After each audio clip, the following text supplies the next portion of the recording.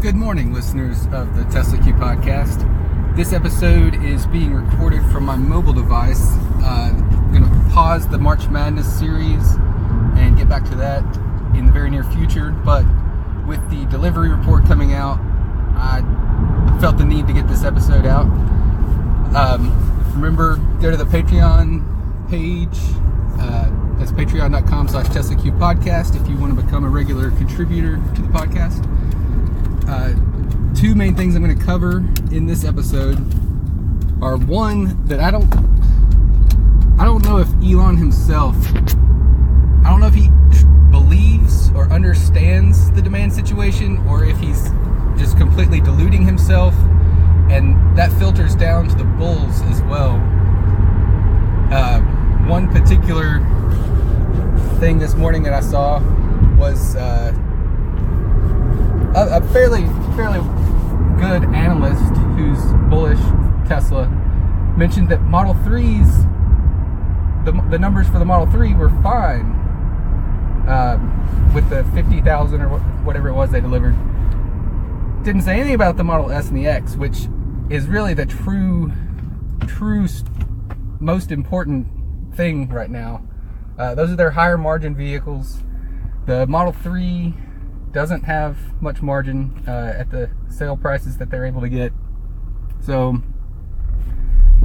I don't know if Elon himself has come to grips yet with the fact that the Model S and the Model X demand levels have declined so much.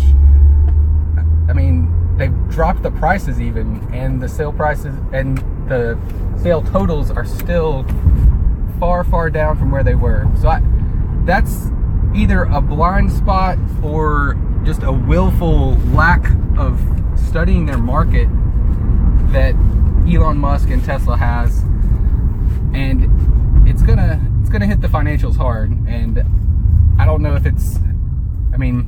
they can survive just selling a good amount of Model 3s and Model Ys with the margins that they're going to get. The other main topic I was going to cover was something that Luis Carruthers on Twitter has tweeted in multiple places that I've noticed, and that's that if Tesla doesn't raise capital before Memorial Day, the story's going to be over.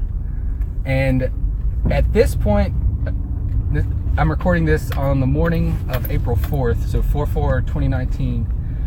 So pre-market is open.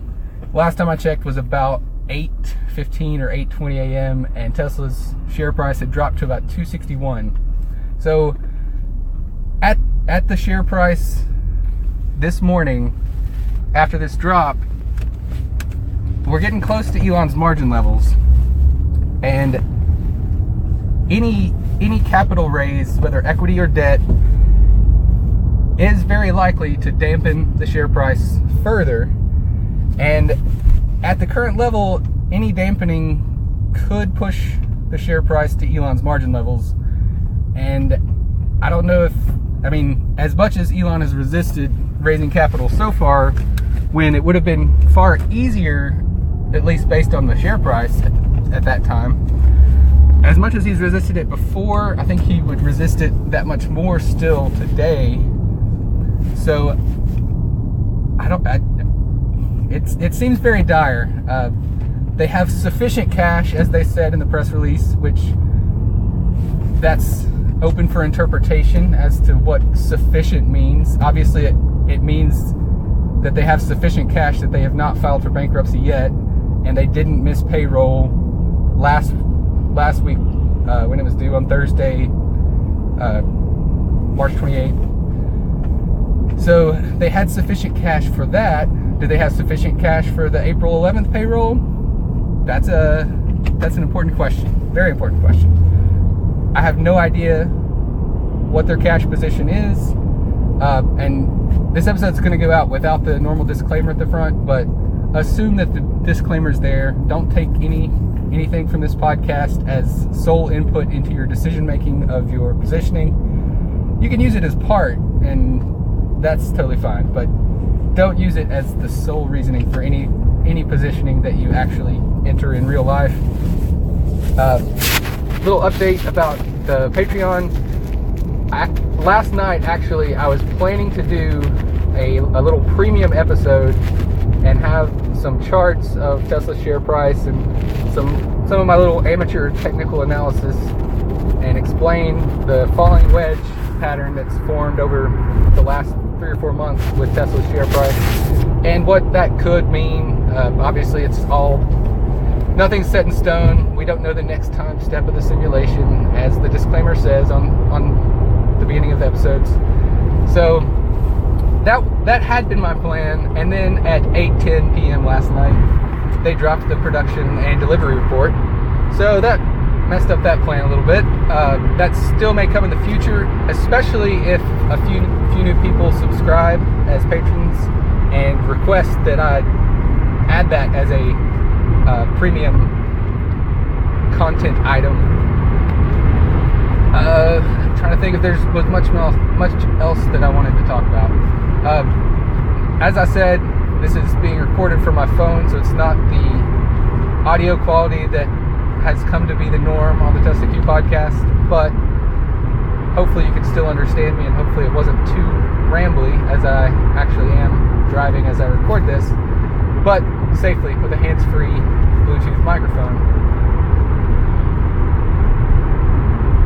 So, the next few installments, or it'll probably be at least 2 installments of the March Madness series to just cover the timeline of events that happened in March, will be coming in the very near future. Some of the main things that I'm going to cover, of course, are the fact that they released the $35,000, or revealed the $35,000 Model 3 on February 28th. At that time, they said it was going to be available for delivery in 2 to 4 weeks. Whether they simply didn't get enough orders for that, and that's why they moved forward the Model Y reveal, or whether it was because Elmer had scooped that there was no work being done on the Model Y reveal, they revealed the Model Y 2 weeks later, regardless of what the reason was. Based on the Troy Test Light tracker, I saw yesterday that there's only been 51 entries of Model Y orders on that tracker. Don't know what the sample rate is, but that seems quite low. So that product introduction seems to have been a bust. They've got the Good Friday full self-driving, autonomous, autopilot, whatever event that's occurring on Good Friday, a day that the markets are actually closed, I'm pretty sure, which that's rude on many levels. One simply being that that's normally a day off for people who work in the financial industry, and obviously there's also the religious aspects that make it seem very rude. Almost tweeted something about some possible allegory that Elon might be going for there, but I've held that back. Decided against tweeting it. Plenty of articles out this morning about the deliveries and production report that was released last night. Go check those out. Obviously, Tesla's share price dropped from closing yesterday at about $292 to being as low as $261 and change as of about 8:15 this morning, and I don't know what it's at now, maybe 258, 259. Remember last time it got down to about 255 is when it rallied on what good news, I don't know. It rallied on hopes and dreams and rainbows and kittens and puppy dogs. But I'm not sure what else is going to make it rise from here.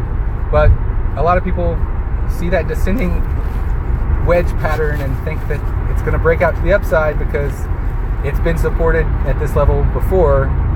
But is there enough juice in Curacao to support it this time? I guess we'll just have to wait and find out. And with that, we'll call this episode 25 of the Tesla Q podcast. Bye-bye.